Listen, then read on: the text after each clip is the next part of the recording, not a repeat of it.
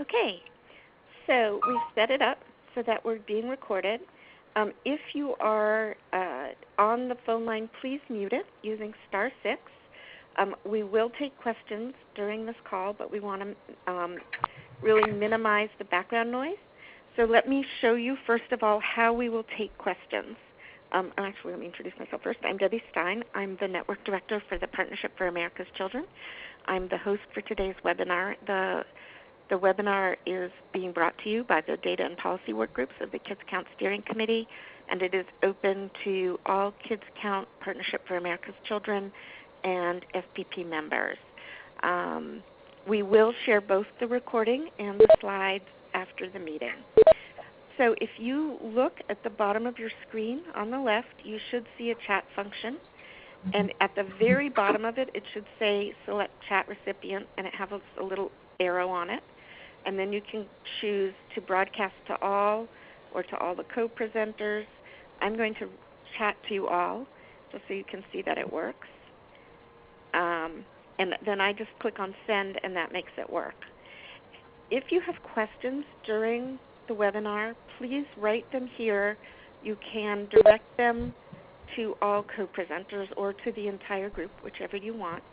We will be addressing the questions at the end of each presentation, and we will flag them as they come in so we'll know that we won't be losing any questions.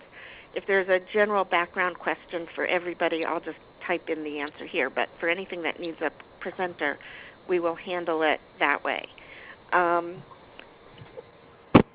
You can, as I said, you can send those questions at any time using that chat function, and we will not be using oral questions or the hand-raising question because we find that that leads to kind of long silences and then people talking over each other. So I think that's everything, and I'm going to turn it over to Amy Swan, who will kick us off. Hi, Debbie. Thanks so much. And I've unmuted myself, so hopefully you can hear me right now. Can you hear me right now? Yep, go right ahead. Okay, good. So wanted to, on behalf of the Data and Policy Work Group, so the Kids Count Steering Committee, again, just welcome everybody to today's webinar, which is called How to Get What You Need, Advocating for Data That's Disaggregated by Race and Ethnicity from State Agencies. We realize that there are other sources of data outside of governmental sources, but this is specific to ideas about getting data from state agencies. Okay, I'm clicking on,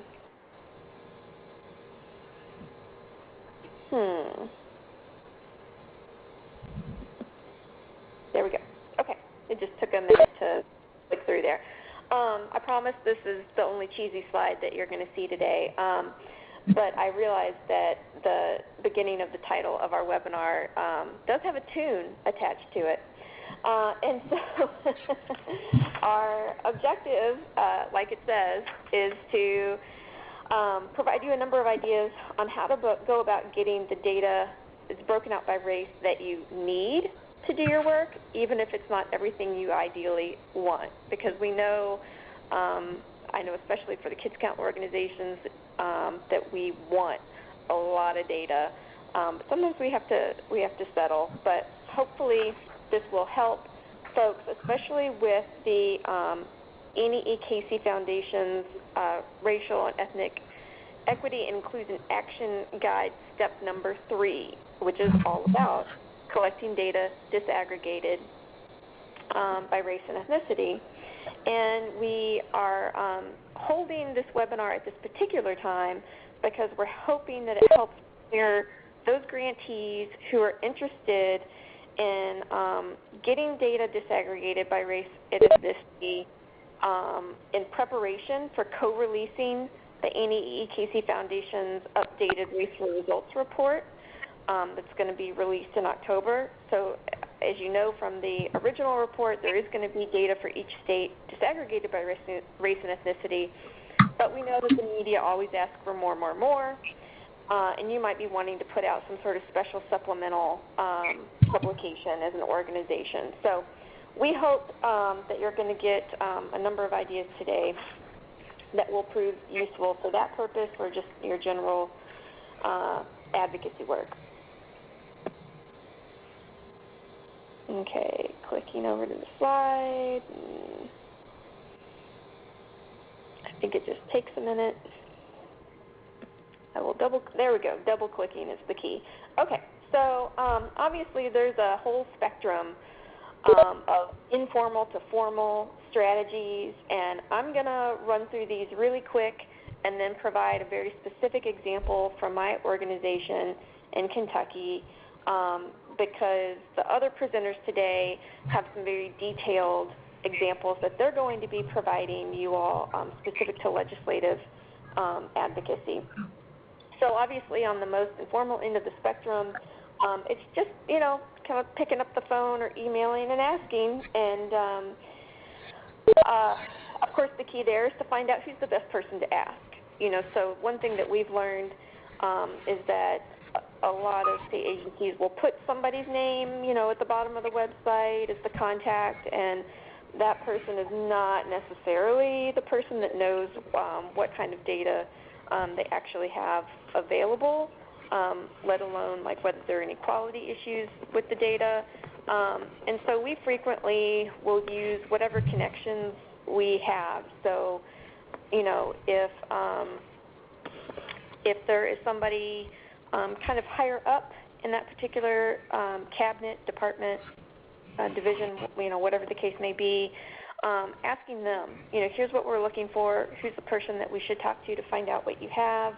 And another thing that we've certainly learned is the power of taking the time to drive to the Capitol or, wherever it may be, and meet face-to-face with that person or group of people that are kind of tasked with the data for that issue area. That's actually something that we made a concerted effort to do this past summer in Kentucky. So we went to the Education Department, and we went to the Child Welfare Department, and we went to the Juvenile Justice Department, et cetera, Public Health, because there'd been a lot of turnover of those staff over the years. And so we were kind of starting to see that we weren't getting as quick of replies or as, just kind of running into some little bumps here and there. And you'd be amazed. I mean, people just have so much appreciation if you take the time to set up and go to them.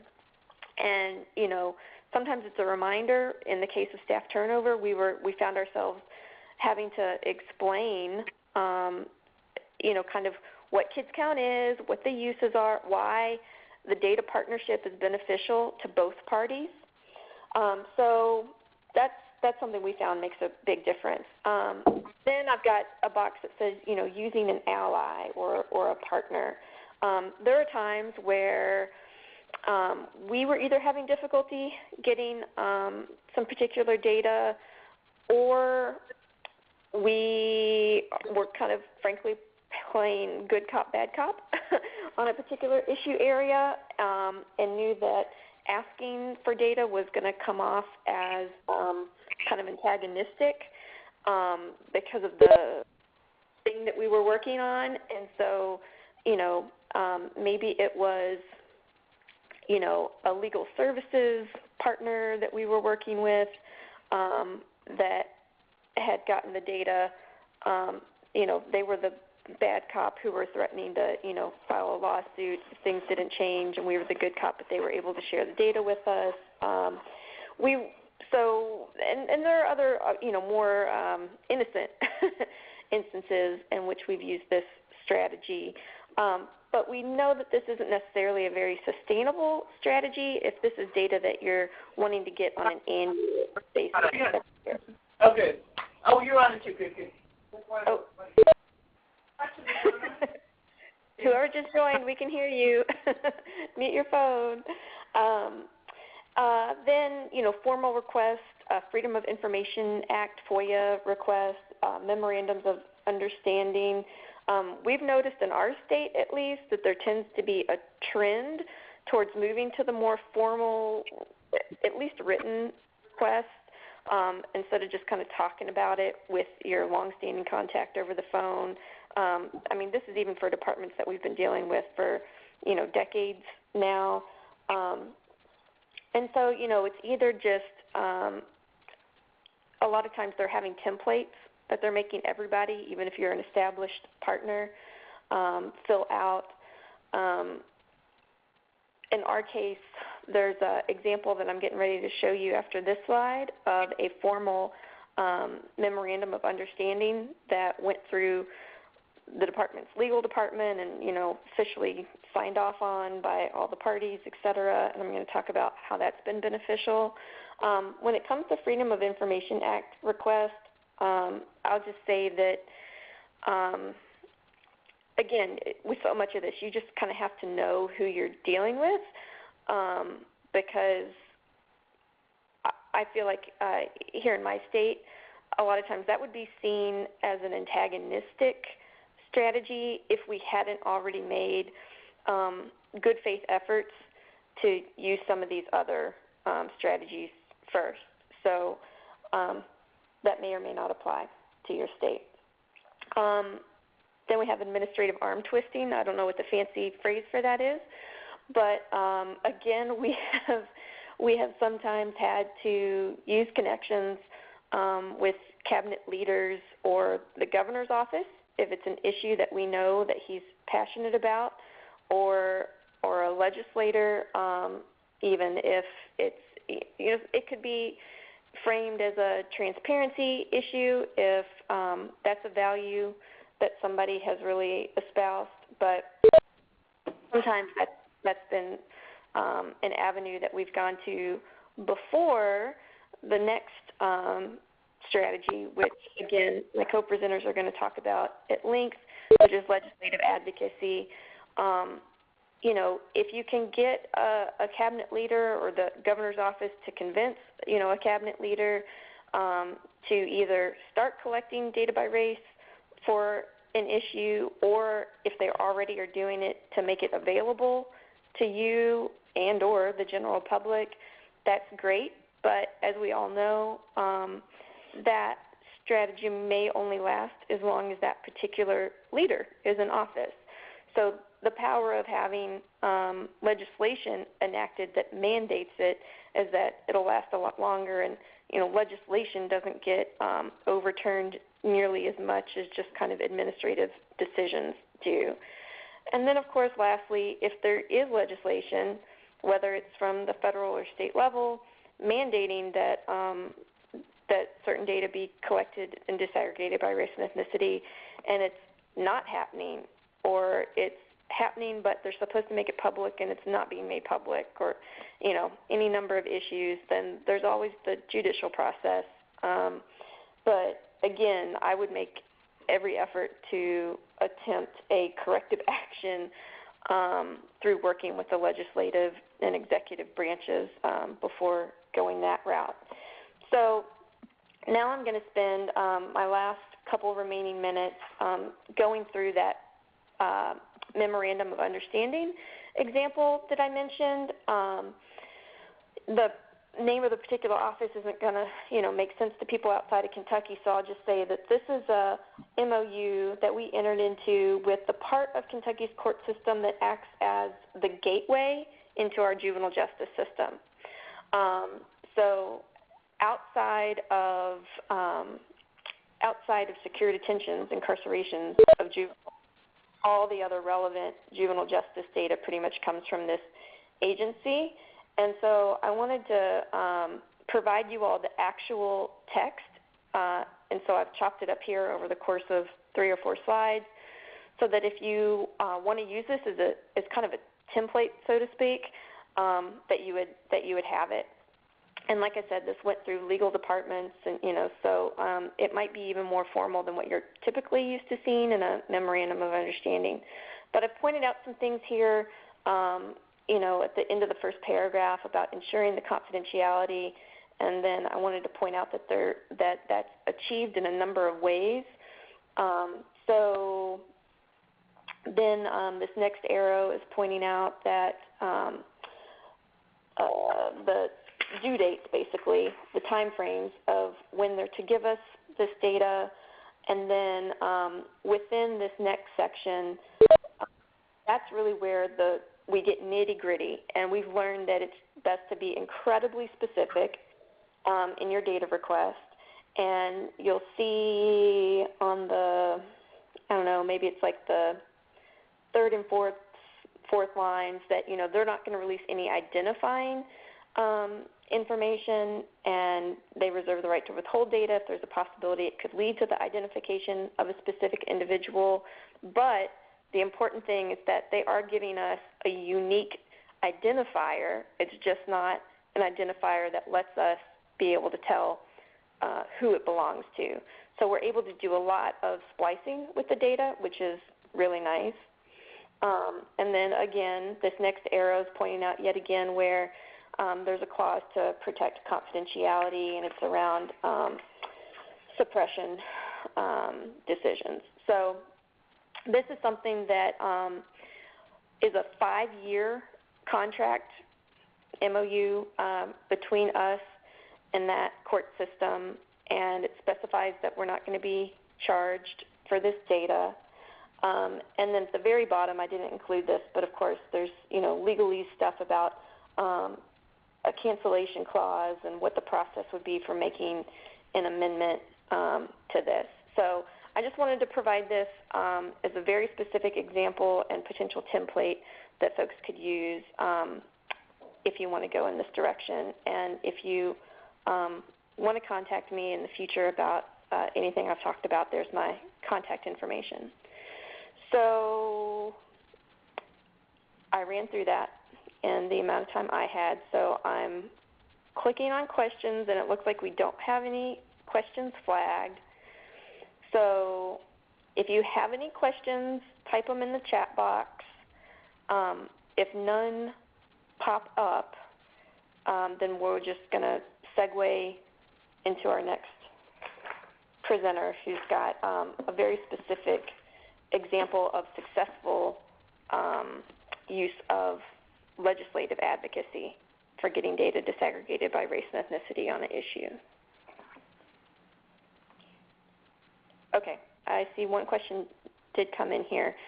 Does Kentucky have a unified juvenile court system? I think I know what the person is referring to. So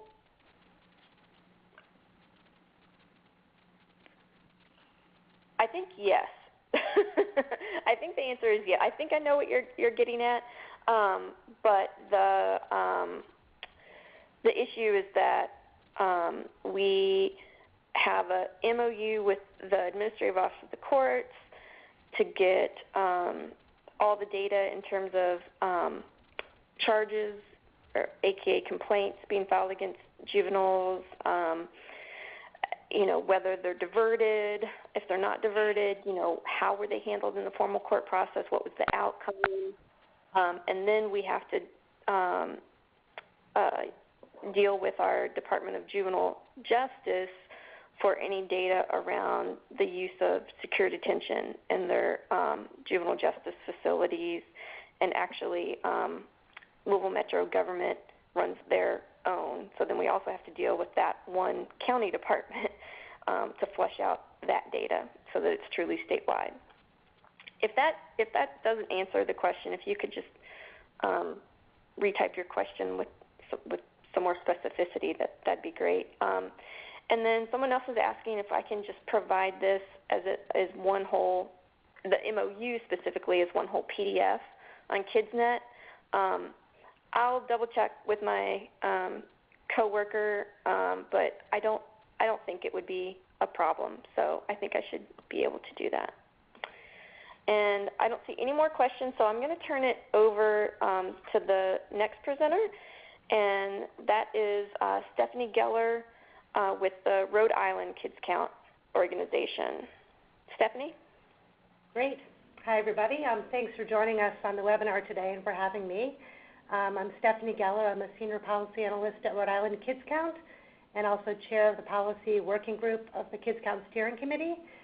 And I'm going to talk a little bit today about our experience requesting, collecting, and using disaggregated data, particularly about data on racial, ethnic, and special education disparities in suspension. So first of all, I should say that we as an organization have been really enormously fortunate in terms of our ability to get this kind of data for quite a long time. And also I'll talk really briefly about our general strategies before I go into the more specific example around legislative strategy to get disaggregated suspensions data. So for quite a long time we've had a lot of disaggregated data by income, race, ethnicity, and other categories in our Rhode Island Kids Count Factbook. So for example, in the economic well-being area, we get data that I'm sure a lot of you obtain and use on disparities around child poverty, unemployment rates, home ownership, et cetera, from the Census and the Bureau of Labor Statistics.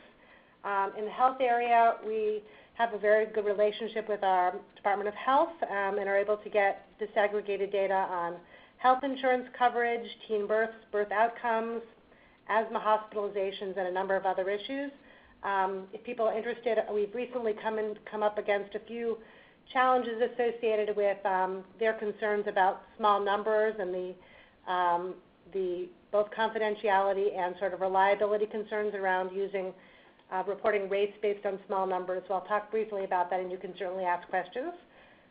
In the safety area, we get data from our Department of Children, Youth, and Families and the Department of Corrections on youth at the training school, which is our juvenile detention center, youth in out-of-home placement, and children of incarcerated parents by race and ethnicity. And in the education area, we report information on test scores, high school graduation rates, enrollment in schools identified for intervention, and suspensions that we get from our Department of Education. So we have, I'll talk a little bit briefly about some of the ways we use to get that data, and then, as I said, speak more specifically about suspensions. So I think Amy gave a really nice overview about some of the strategies, so I'll touch upon just our own experiences very briefly. We've been fortunate, as I said, to have found the Just Ask strategy to be quite successful for most of our data requests. We do put all of our data requests in writing, send them to our data contacts, and copy the agency head or sub-agency head to let them know how important the data is, what we use it for, and to be very specific about the data we plan on using.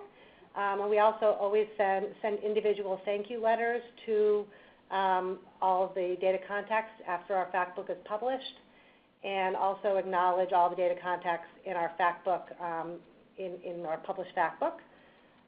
We also, as I said, we often address concerns about the accuracy of rates and confidentiality with small numbers. So we have specific rules regarding data we can present. For example, our Department of Education doesn't allow us to present information on groups of students that are smaller than 10, and there are specific other rules we work with the Department of Health around, again, in terms of concerns about small numbers. We also address concerns about burden by trying to build on existing data collection requirements. So, for example, in the suspensions example I'm going to talk about, we were aware that the Federal Department of Education's Office of Civil Rights had some data requirements around collecting and reporting information on suspensions, as well as a number of other issues around special education, et cetera, and that we could build on that within our state in terms of just being aware that data, they were already required to report this data, and therefore we could ask them to publicly report this information within the state of Rhode Island. And I didn't put this in my slide, but something I thought about more recently is we also, often we publish in our Factbook data on blah, blah, blah is not currently available. I put that in writing as sort of a way to sort of, I don't know, embarrass or encourage the agency to make that data available. We've actually done that less often around race ethnicity disaggregation, more often around specific populations, like trying to get high school graduation rates for teen parents or high school graduation rates for children in foster care.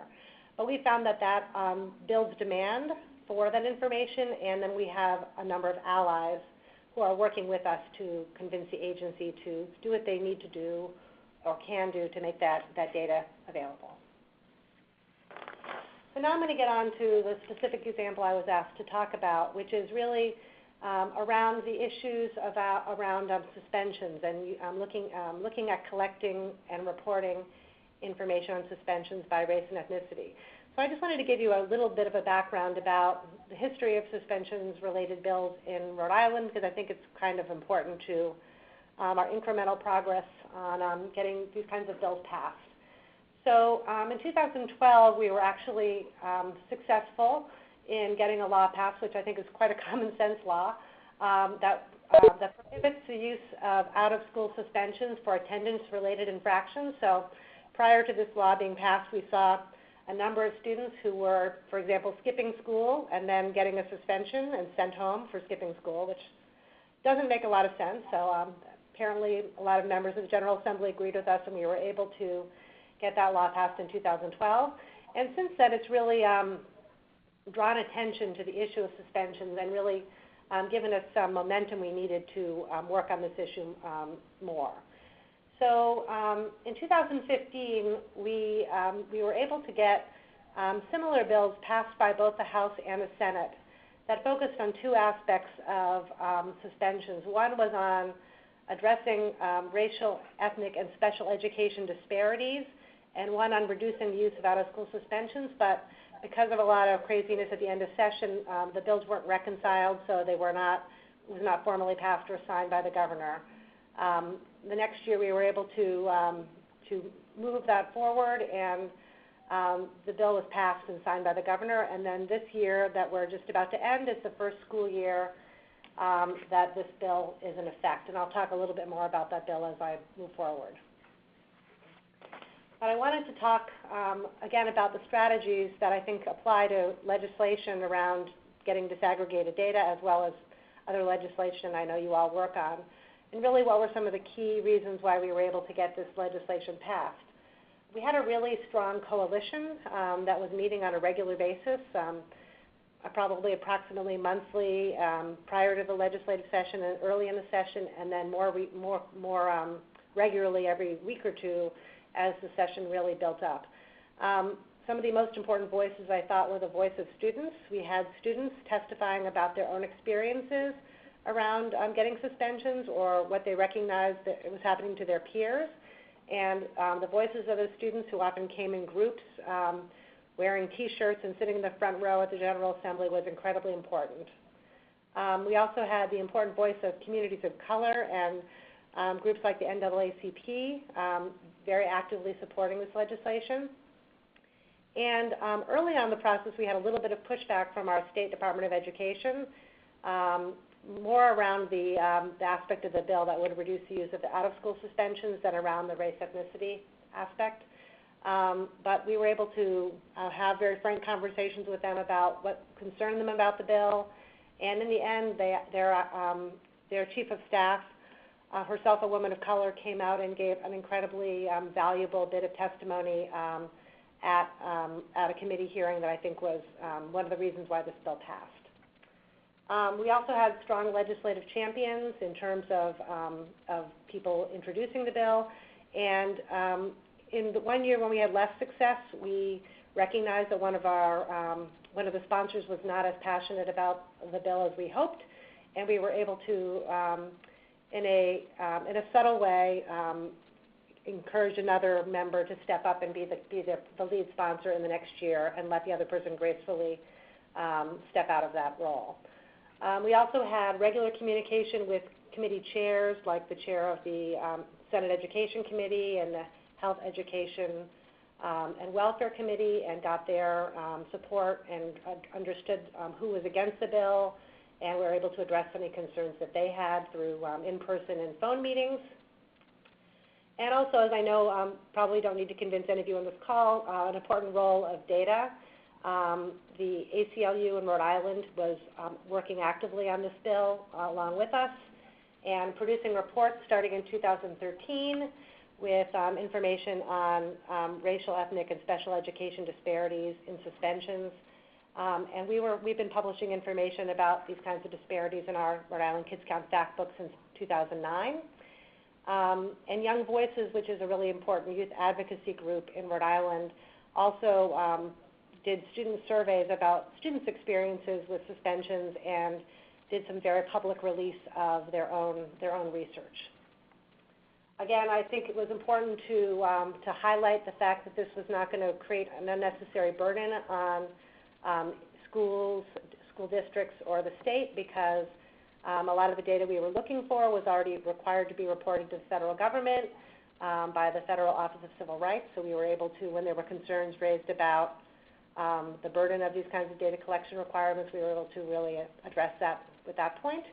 And then really, again, as I'm sure all of you know who work in these areas, persistence really paid off, and it was a multi-year process in getting this bill passed, and that's part of the reason why we succeeded. Just a really quick overview of some of our key coalition members.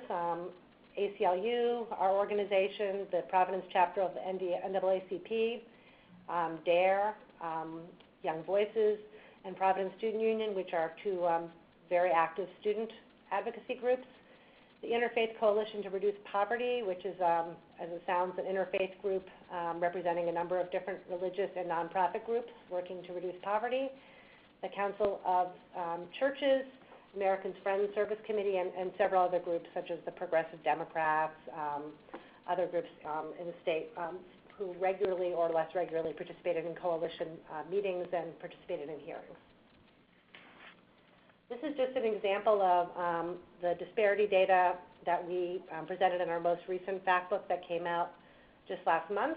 So you can see, I think, the very obvious difference in the percentage of students enrolled represented in these groups versus the percentage of suspensions. So, for example, although 14% of students in Rhode Island have an IEP, 28% of suspensions are received by students with an IEP, so twice as many suspensions as one would expect. Black students, 8% of students enrolled, but 13% of suspensions. And you can see similar disparities in Hispanic and Native American students. So what does the law that we worked on had two specific aspects. One of them was to address disparities in school discipline. So although we were able to get data and report data that we received from the Rhode Island Department of Education, it was more difficult for individual schools and school districts to get this information, or for those who were concerned about individual school and district practices to get this information. So this bill actually requires that school districts review school discipline data, determine if discipline imposed has a disproportionate impact on students by race, ethnicity, or disability status, and that they actually act on any disparities that they identify. Not that they just identify the disparities, but that they develop a plan or a report describing the actions they're going to take to reduce those disparities. The bill also limits the use of out-of-school suspensions to students who represent a, quote, demonstrable threat to students, teachers, or administrators, or who exhibit persistent conduct which substantially impedes the ability of other students to learn. And I'll let you read the rest of that there. So we're very eager to see the impact of this bill in the data we'll be reporting in next year's Factbook. And because we know that implementation is just as important as passing a bill, we'll be interested to see both what this looks like in the data and what we hear about anecdotally. Because, for example, when we passed the bill around prohibiting the use of out-of-school suspensions for attendance-related infractions, we found that it was still happening. People were coding this differently. For example, they were giving students detentions for skipping school or being late, and then if they got three detentions and if they didn't show up for their detention on time or at all because they had to work or take care of a younger sibling, they were getting suspended. So essentially they were getting suspended for being tardy, which was not the intent of the law at all. So we'll be very curious to see how this goes. I did include links to the legislation if you want to see more specifically what the bill looks like. When we were working on the bill, we found it was very helpful to see what other states were doing. So I wanted to give other people a head start in that area. That was really brief and really quick, so I see that there are a couple of questions, but I'm happy to answer questions either now on the webinar or by phone or email if people have questions offline. So before I hand it off to the next presenter. Let me look and see. It looks like there are a couple of questions. Let's see. It says, with this administration, the reporting requirement could at least be watered down. Would the state continue to provide the data to the public in the state? I'm just trying to make sure I understand this question. I guess, is it a concern that when there's a change in administration, there may be, I see. I guess it means that with the change in the federal administration and the power or lack of power that the Office of Civil Rights has, would it affect how this is implemented in our state? I'm assuming that's what this question means. So we certainly are concerned about attempts to water down the power of the Office of Civil Rights at the federal level, and have been, weighing in about those concerns. I think that one of the benefits is that we have information now that we have this law in our state, we'll be able to continue to get this data even if it's not required to be provided at the federal level. I hope I answered that question, but if I didn't, please continue to type questions or contact me offline.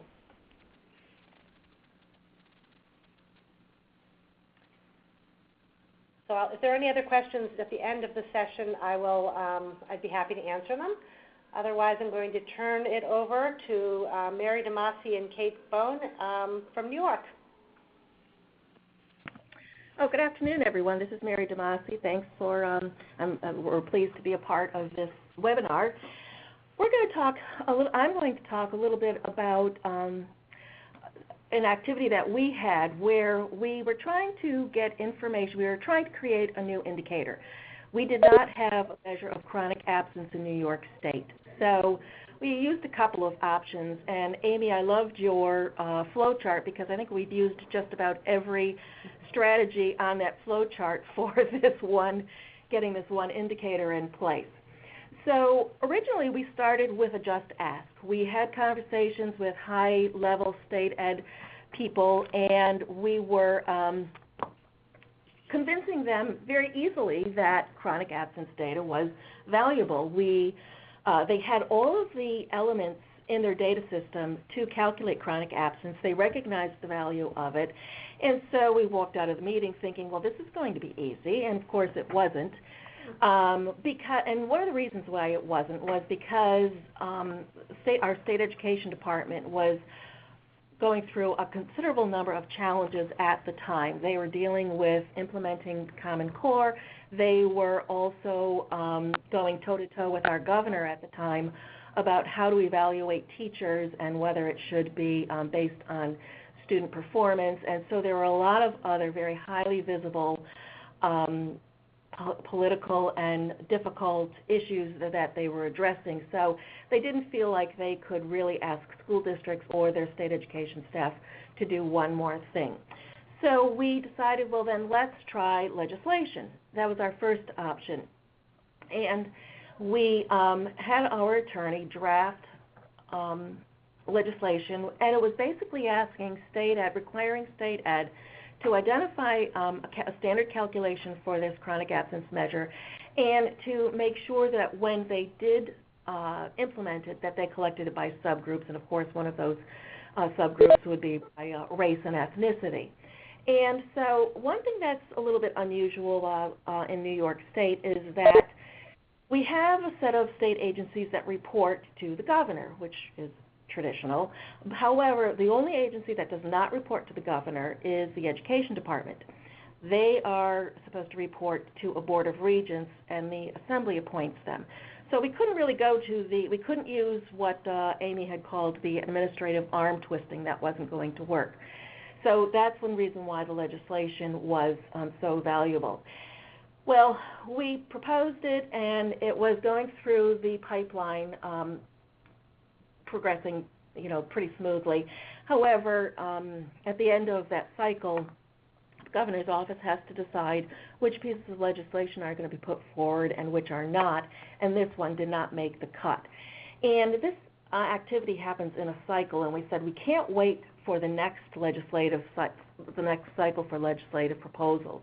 We need to do something in the meantime. We're going to waste our time. And that's when we went to option 2, and this is something that Kate Bone has described this option as a sleeper cell method, because we, as unobtrusively as possible, infiltrated every department in the state education department, or as many as we possibly could, trying to talk about chronic absence. And what we quickly realized was that everybody that we spoke with recognized that this was something that was good to have.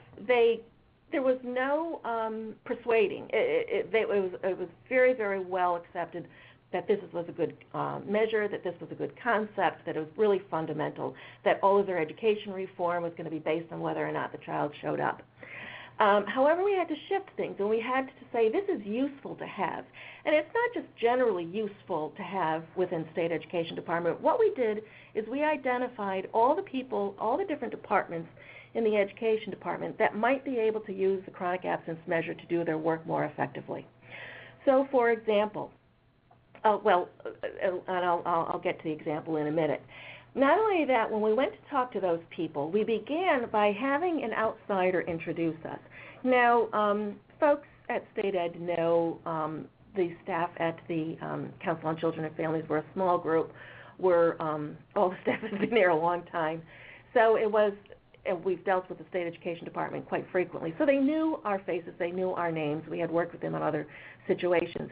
But what we wanted to do was to get somebody from the education system who could say, you know, what they're coming to you and proposing is really valuable, and we'd love for you to support them.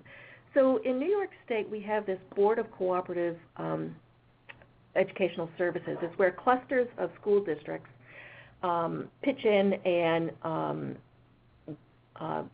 in a cost-effective way, they collectively pay for services.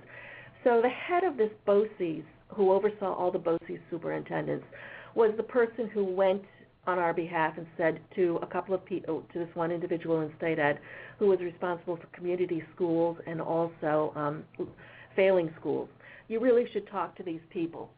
And that's where we were able to convince her that this was a useful piece of information, that she could use this measure when she tried to see whether or not failing schools were improving, whether community schools were doing what they said that they were going to do. And she could see within her work that it was valuable. Also, she, because people were so overwhelmed, they just handed us the RFP and they said, look, if you could give us suggestions for where in this RFP we could place it, what kind of language we could use, that would be valuable. And of course, we accepted that responsibility.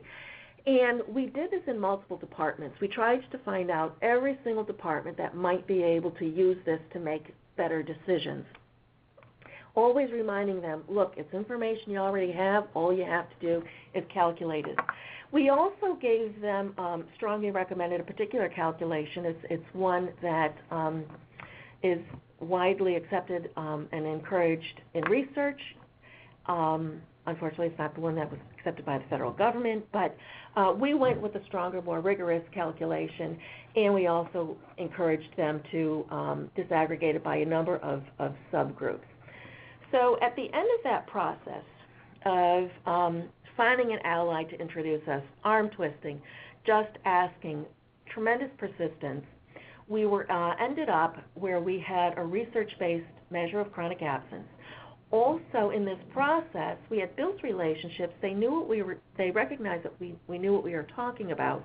So when it came time to develop guidelines that they were going to put out to the superintendents of the state and the state leadership, they asked us to help with those guidelines. And it was a great kind of partnership where we were able to help craft the guidelines, and those guidelines were sent out under their authority, because had we developed those guidelines and sent them out, they would not have had as much credibility at all.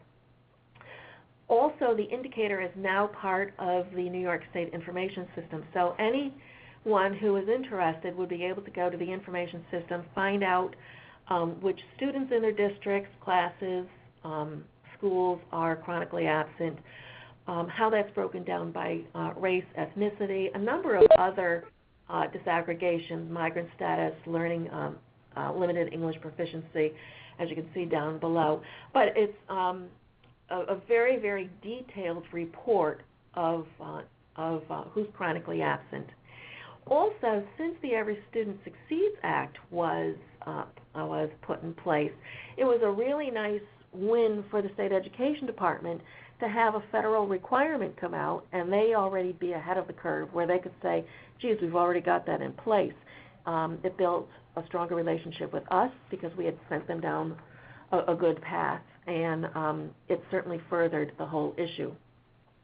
And so I'm pleased to announce that we do now have disaggregated data by race, ethnicity, and probably the most important thing that we learned was not only to use a variety of strategies like Amy had laid out, but also, as Stephanie pointed out, that persistence was really key.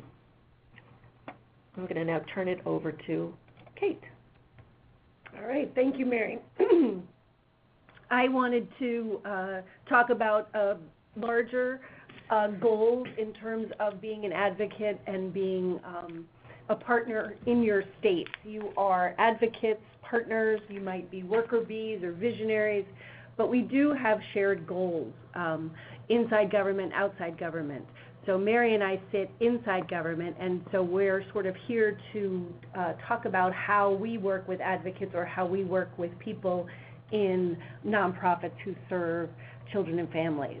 So our shared goals are here on this slide. These are some goals that could turn into strategies in terms of conversations, as well as when you talk with someone, of course, you want to meet them where they are and talk about what's important to them.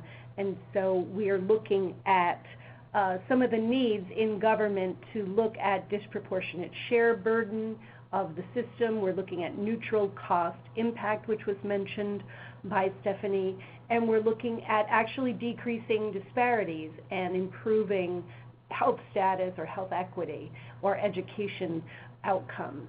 And we're looking at the disaggregated data for planning and accountability. So the federal government has guidelines for states with regard to data collection for programs that are funded by the federal government, and they include race, ethnicity, language, data, and so there are standards that each state has for quality improvement. And there's also national standards for culturally and linguistically appropriate services in health and health care, which are in governmental, funded by the feds, but also for the entire system of health and health care. And so we look at these systems and these standards so that we know what languages we need to provide for, who our patients are, and how we address their needs. So we're looking at program planning, policy development, accountability, both at the systems level and the services level. So that's what government is actively involved in, looking at those items. So some of the things that have happened in New York that have been successful, partner with academia to request disaggregated data. Interns from a university or college could help analyze and populate a report. This is good to offer real-world experience with data for interns, as well as academia has a long history with research and confidentiality, and they have their review boards for their data requests, and it can be more formal than perhaps a nonprofit, although Amy's MOU looks quite professional and quite legalese, definitely. And then if you sit on a committee, a statewide committee, you can bring up a topic for discussion or a priority for action. Many states have similar committees for women and children, maybe the opioid crisis, child care safety, juvenile justice, and so a discussion of data and what else you might need for that particular committee can be eye-opening about what's available or what the systems lack, and could move that as an action forward. Or you could start your own work group on a topic. We have a statewide nonprofit group that has started a work group on home visiting, and so they invite people in person and on the phone to participate in this meeting about home visiting services, and so it's part education, part advocacy. They invite state agency staff to talk about some of the standards, regulations, the challenges, as well as how to partner with the different nonprofits and all of that. And so that meeting has been helpful in getting to know one another, as well as to be able to bring the services to a higher point in New York. And here's our contact information. We are the New York Kids Count. We're at the Council on Children and Families, and there's our email. And I don't see any questions, but I agree with Stephanie that I'm curious about what data in particular people are having the most difficulty obtaining, disaggregated by race and ethnicity.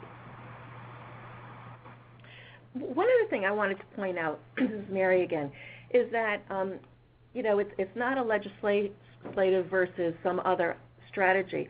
While we were going through that process of meeting with all the different people in state ed, trying to convince them that they could use this to do their work more effectively, we had an opportunity to go through that legislative proposal cycle again. And we chose to not do that because we felt we were building relationships, and that something like that would have been too strong-arm, and they would have backed down from what they were promising us. So it's always one of those things where it's a balance, it's a dance about which strategy at which time to use.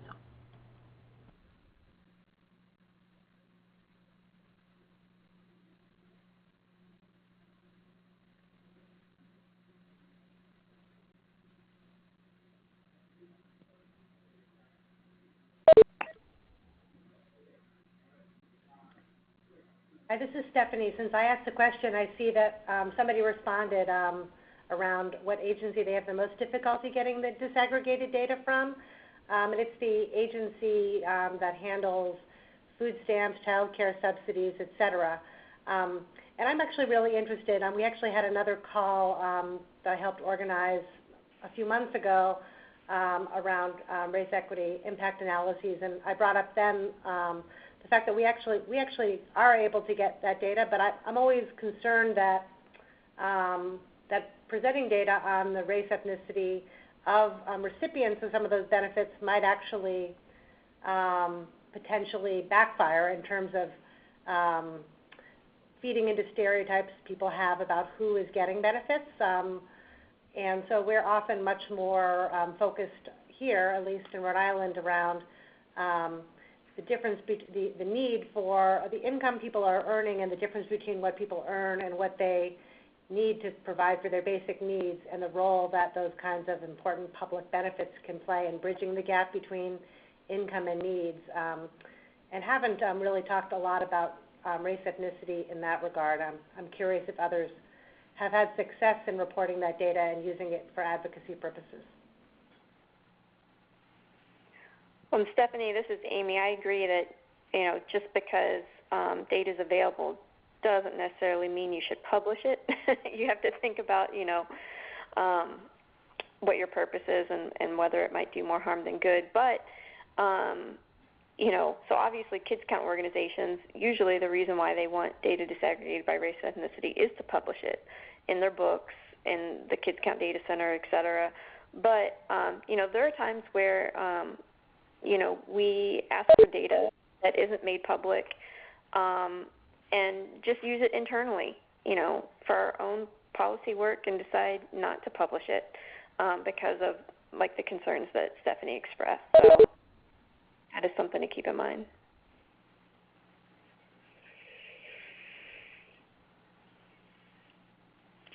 Do we have more questions for any of our speakers at this point? If so, please type them in the chat box.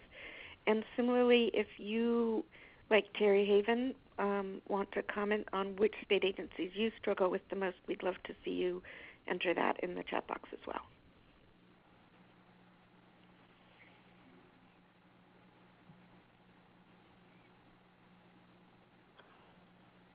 Well, while we wait for people to do that, I'm going to let you know that this webinar has been recorded.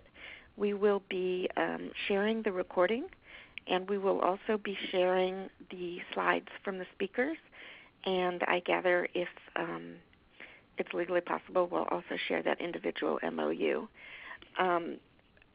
In the meantime, we have an answer from several people on what agencies they struggle with the most. One is struggling most with Department of Ed, and one is with DHR, the Child Welfare System.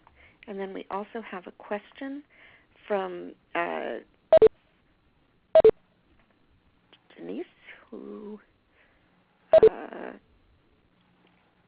trying to pull up the question, who asked, does anyone have suggestions on how to go about obtaining disaggregated data from a smaller entity like a school district, especially if they were reluctant to share any data? And I'm going to ask all three of our speakers, but in addition, if anybody in the audience has a suggestion, we'd love to have you enter that in the chat box as well. Well, this is Mary. Go ahead.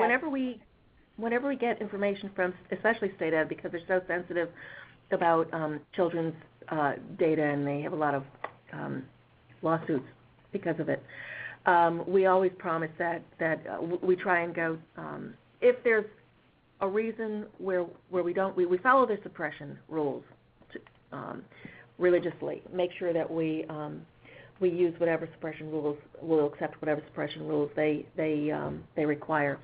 Also, if we can make a point in showing the district data without telling which district it is, we will also make that concession, because it's more important to get the information out and to show what's going on in a particular school if you're trying to make a point, rather than just point to a particular district. The reason the districts don't want you to use their data is because of all the fallout that they're going to get. So if you could protect the district and make your point at the same time, that's helpful.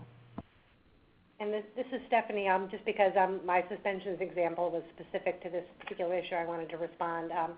So actually, our state agency provides a great deal of data by school and district, by race, ethnicity, and makes it available to us and often to a larger audience on their website. So that's one strategy, is that you may be able to get, so like for example, we get high school graduation rate and test score data disaggregated by income, English language proficiency, IEP status, as well as race, ethnicity for both high school graduation rate and test scores from our State Department. But then the example that I provided was a legislative example that requires that individual school districts actually publish that data and take action to identify and develop a plan to address disparities. But I'd be happy to talk offline more about that example if that's useful.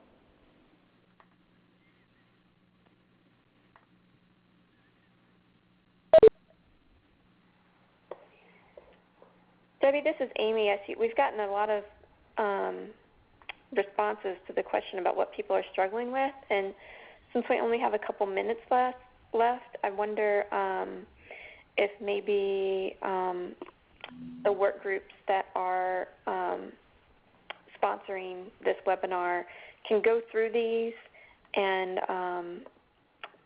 put out some, if we have any targeted advice, to put that out on KidsNet as a follow-up webinar, since we're not going to have time to talk to each of these folks today. I am trying to capture all those comments right now, and I think that'd be great, and then we'll also share them with the partnership members who may have the same questions. So I do want to say that the small data size one looks like that's a very persistent issue across many agencies, and that might even be worth asking somebody like Child Trends or PRB to come in and comment on it. One of the things that you could do also is to do what's something similar to what a lot of health indicators do, and that would be to take a 3-year average, so that even though you have small numbers, using a 3-year average would make things more stable. Well, that makes sense to me. Do we have any more questions for our speakers? If not, it is 3 o'clock, and I am going to end the webinar and the recording. But I would also encourage you to post additional questions on KidsNet to keep the conversation going. Do we have any more questions here for any of our speakers?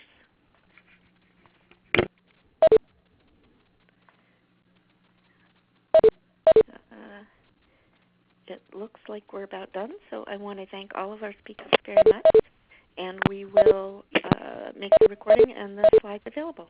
Have a wonderful day, everyone.